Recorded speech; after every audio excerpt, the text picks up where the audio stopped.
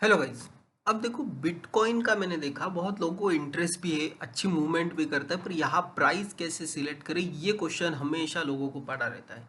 अब देखो सिंपली इसमें करना क्या है, हम बिटकॉइन में हमेशा डायरेक्शनल मूव होता है। मोस्टली देखा है डायरेक्शनल मूव इसमें कैप्चर करना है हमें। अब जैसे मैंने आपको प्रीवियस दो वीडियोस में बताया कि 2000 लगा के आप बिटकॉइन में कैसे ट्रेड कर सकते हो। वहाँ मैंने लिटरली छोटी छोटी क्वांटिटी लेके 7 8 10 डॉलर का प्रॉफिट उसमें किया है। आप देख सकते हो लाइव वीडियो मैंने रिकॉर्ड की है, जो लास्ट 2 वीडियो अपलोड की है। अब देखो बिटकॉइन में कैसे करना है। नॉर्मली अगर मार्केट कोई रेंज में घूम रहा है, अब सबसे इंपॉर्टेंट बात यहाँ आपको टाइम फ्रेम क्या रखना है। तो टाइम फ्रेम आपका 3 मिनट रखना है। यहाँ पे 1 मिनट के कैंडल को नहीं ऑब्जर्व करना है, 3 मिनट टाइम फ्रेम इसमें रखना है। अब 3 मिनट्स में मैं जब था, 3 मिनट्स में मैंने देखा कि यहाँ पे एक ट्रेंड लाइन बनी। और ट्रेंड लाइन, अगर एक सेकेंड, यहाँ ये एक मैं ट्रेंड लाइन ऐसी ड्रॉ करूँ तो इसे जैसे मतलब रीटेस्ट करने आया, यहाँ एक बार टेस्ट हुआ, यहाँ से रिजेक्शन मिला, तो ये कैंडल पे हमारी एंट्री होनी चाहिए थी और ये कैंडल का हमारा स्टॉप लॉस होना चाहिए था। मतलब आप एंट्री कहाँ पे लेते, 69,323। मतलब ये जो कैंडल है, मैं आपको जूम करके दिखाता हूँ, ये जो पर्टिकुलर कैंडल है यहाँ आपकी एंट्री होती और ये कैंडल के नीचे का आपका स्टॉप लॉस होता, जो कि बनता 69,298 का स्टॉप लॉस। एंट्री होती है आपकी 69,327। अब ये जो रिस्क टू रिवॉर्ड है ये बिल्कुल मतलब लॉजिकल नहीं है। जो क्योंकि बिटकॉइन में हमें स्टॉप लॉस को थोड़ा सा रूम देना होता है। बिटकॉइन में मूवमेंट फास्ट आते हैं तो स्टॉप लॉस भी जल्दी हिट होता है और टारगेट भी हिट होता है, तो थोड़ा रूम देना चाहिए। But logically upon Indian market के हिसाब से अगर देखें तो ये इस कैंडल के नीचे का स्टॉप लॉस बैठता है। आप देख सकते हो क्लियरली यहाँ से 300 से अभी बिटकॉइन कहाँ पे गया, ये आया है 780। तो ऑलमोस्ट 480 पॉइंट आपकी इसमें एक ये हो गई, गेनिंग हो गई 480 पॉइंट की। तो ये एक बात होती है। यहाँ एक इस एंगल से आपने अगर देखा तो यहाँ एक एंट्री बनती थी। अब सेकेंड पोजीशन आपकी कहाँ पे बनती, देखो अगर ये ऊपर से हम ट्रेंड लाइन लगा दें, ये ऊपर से ये ट्रेंड लाइन यहाँ पे आ रही थी, ठीक है। अब देखो यहाँ क्या हुआ, यहाँ से रिजेक्शन मिला, सेकेंड टाइम यहाँ से मिला, थर्ड टाइम यहाँ से मिला, फिर यहाँ से मिला, फिर यहाँ से मिला। अब जब ये ट्रेंड लाइन इसने ब्रेक कर दी, मतलब ये ट्रेंड लाइन यहाँ पे ब्रेक हो गई है, और तब हमें क्या करना है, ये ट्रेंड लाइन ब्रेक हो गई, फिर एक कैंडल का वेट किया। समझो हमने यहाँ पे एंट्री की होती, यहाँ पे एंट्री की होती तो इसके प्रीवियस कैंडल का हम स्टॉप लॉस लगते, मतलब 69,273 का हम स्टॉप लॉस रखते और हमारी एंट्री कहाँ पे होती, 333 पे।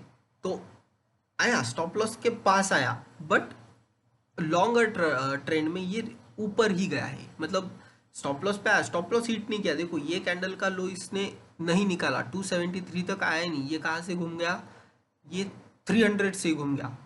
तो ऐसे आप ट्रेंड पकड़ सकते हो, बिल्कुल इजी होता है, कुछ ज़्यादा लॉजिक मत लगाओ, ऐसे हुआ, ये हुआ, वो हुआ।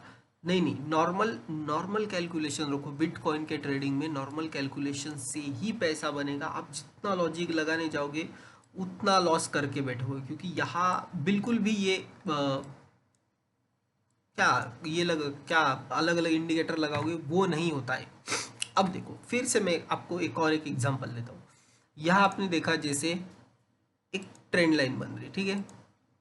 फर्स्ट टाइम यहाँ सपोर्ट लिया, ऊपर गया, रीटेस्ट किया, ऊपर गया, नीचे आया, फिर से ये ट्रेंड लाइन पे ये परफेक्ट एंट्री लेवल होती, ठीक है। थर्ड टाइम जब ये यहाँ पे आया और जब ग्रीन कैंडल का फॉर्मेशन हो रहा था, यहाँ हम एंट्री लेते, ये कंडीशन में ये कंडीशन में अगर यहाँ एंट्री लेते तो हमारा स्टॉप लॉस हम कहाँ पे रखती, बिल्कुल ये कैंडल के नीचे।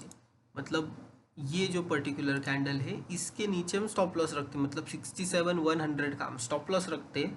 और ऊपर फिर ये राइड हमें कहाँ तक एंजॉय करने मिली होती, देखो 67,147 से ये गया था सॉरी ये कहाँ तक गया था, 70,300।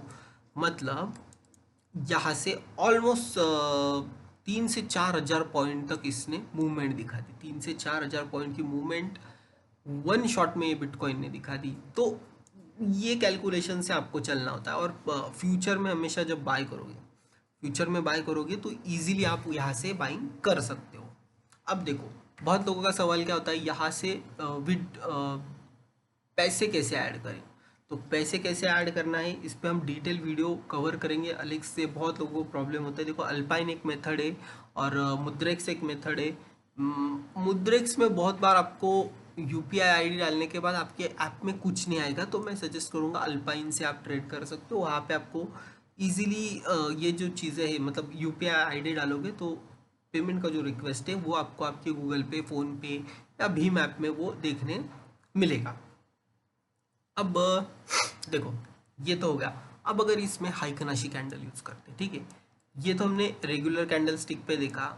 इसमें हाइकनाशी कैंडल यूज़ करते हैं, वो लगाते कहाँ से, तो ये देखो ये यहाँ कैंडल्स का साइन है, यहाँ पे हमें क्लिक करना है, फिर यहाँ हाइकनाशी पे हमें सिलेक्ट कर लेना है।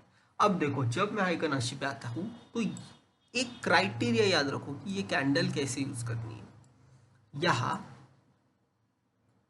जब ये कैंडल को नीचे कोई विग नहीं है, इसको कोई नीचे विग नहीं है, तो ये एंट्री लेवल होती है और इसके प्रीवियस कैंडल का लो हम स्टॉप लॉस रखते हैं। तो यहाँ भी अगर आप बाय करते 68,314 पे और स्टॉप लॉस आपका बन जाता 68,288, तो यहाँ से ये रैली देखो 312 वाला ये कहाँ तक गया था 69,351, तो ऑलमोस्ट 1,000 पॉइंट यहाँ पे रैली कर दी बिटकॉइन ने। तो ऐसे हाइकनाशी कैंडल का यूज़ करना है, पर एक ही कंडीशन है, जब तक नीचे कोई विग नहीं है वहाँ पर आप रुक सकते हो। देखो ये यहाँ हो गया, फिर ये कैंडल पे थोड़ा सा सेलिंग प्रेशर दिखा पर वॉल्यूम अच्छा आया, तो उसके बाद ये फिर ब्रेकआउट कर दिया। फिर ये जब लेवल आया तो ये कैंडल एग्जिट वाली कैंडल थी, तो हमें ये हाई तक रुकना था क्या, नहीं। फिर ये ऊपर भी जाता नहीं, बट हमारी अगर एग्जिट नीचे भी हो जाती है तो भी चल जाता है। बट अगर कैंडल ने कंफर्मेशन नहीं दिया तो उसमें रुकने का कोई मतलब लॉजिक नहीं। यहाँ अगर ये सिर्फ ये फ्लैट बनती, ये कैंडल भी सेम इसके जैसी फ्लैट बनती, नीचे कोई विग नहीं होती, तो हम और होल्ड रखते और ऊपर की रैली हमें देखने मिलती। बट अगर यहाँ ऊपर भी विग है नीचे भी विग है, देखो ऊपर एक विग बनी नीचे एक विग बनी, तो ये कैंडल बोलती है कि यहाँ से अभी एग्जिट लेना है। और देखो यहाँ हमने एग्जिट ले लिया, उसके बाद फिर आगे 6 कैंडल 7 कैंडल ये रेड बनी थी। तो इस तरह से आप इजीली हाइकनाशी कैंडल का भी यूज़ कर सकते हो। इस पर भी हम डिटेल वीडियो बनाएंगे, इसमें मैं ज़्यादा अभी ये नहीं बताऊंगा, इसके कुछ लॉजिक होते हैं और वो हम डिस्कस करेंगे। फिर आपको वो कंसेप्ट क्लियर होगा कि हाइकनाशी कैंडल को यूज़ कैसे करते हैं।